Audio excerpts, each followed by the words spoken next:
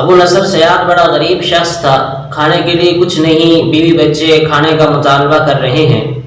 گھر سے باہر نکلا، شیخ محمد بن حسن سے ملاقات ہوئی۔ فرمایا بیٹا 2 رکعتیں پڑھ۔ نفل پڑھنے کے بعد حضرت نے اسے ایک جال دیا، فرمایا کہ یہ دریا میں پھینک دو۔ جیسے دریا میں جال پھینکا تو کھانے کے لیے مچھلیاں باہر نکلیں۔ فرمایا کہ ان مچھلیوں کو بیچ کر جو تجھے پیسے ملیں اس سے کوئی چیز خرید کے گھر والوں کے لیے لے جا۔ وہ شخص ایک قیمے والا پراٹھا لے کے گیا اور ایک دوسرا سادہ پراٹھا اس نے بنوا لیا۔ حضرت کے پاس آیا، کہنے لگا حضرت یہ آپ رکھ لیجئے۔ فرمایا بیٹا مجھے ضرورت نہیں، گھر والوں کے پاس لے جاؤ۔ ابھی راستے میں جا رہا تھا کہ ایک عورت اپنے بچے سمیت بڑی پریشان بھوکی بیٹھی ہے، اس کی آنکھوں میں آنسو ہے، بچے کی آنکھوں میں آنسو ہے۔ اس نے مطالبہ کیا بیٹا بھوک بہت لگی ہے، کھانے کے لیے کچھ دو۔ تو اس کو اپنے بیوی بچے بھول گئے، وہ 2 نان ان دونوں کو دے دیے۔ جب گھر کے قریب پہنچا تو کسی منادی نے یہ اعلان کیا ہے کوئی شخص جو مجھے ابو نصر سے ملا دے، ہے کوئی شخص؟ تو یہ شخص دوڑتا ہوا گیا، کہنے لگا میں ہی ابو نصر ہوں۔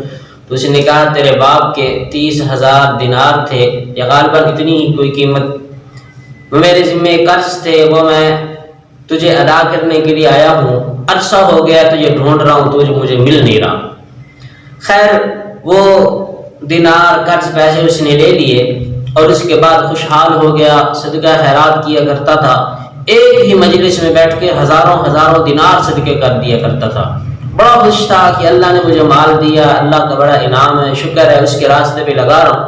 ایک دن خواب میں دیکھتا ہے کہ میدان محشر سجا ہوا ہے اور ابو نصر کو بلایا گیا۔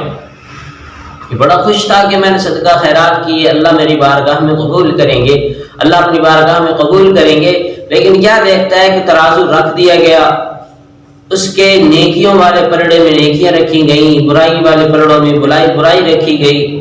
کیا دیکھتا ہے کہ جتنے بھی اس کے صدقے خیرات ہیں ان سب کے ساتھ پیچھے ایک چٹ لگی ہوئی ہے کہ نام و نمود کے لیے اس نے اخراجات کیے ہیں، اس نے یہ سارے کام دکھلاوے کے لیے کیے ہیں، لوگ مجھے سخی کہیں گے، لوگ کہیں گے بہت اچھا آدمی تھا۔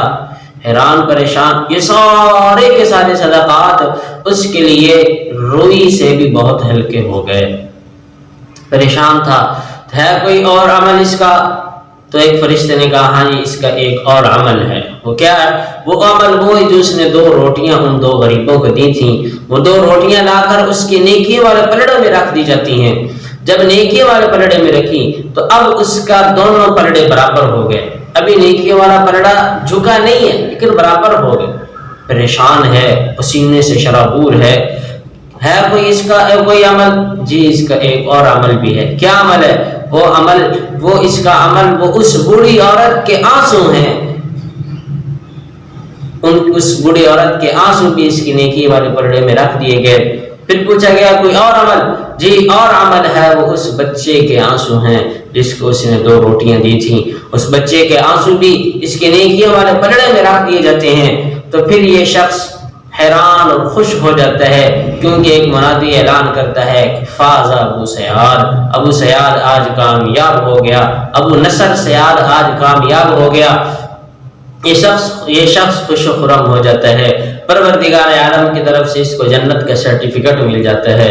تو کسی غریب کی مدد کرنا، کسی کو کھانا کھلا دینا، یہ بہت بڑا عمل ہے، اس کو بہت بڑا عمل سمجھ کر ایک دوسرے تک شیئر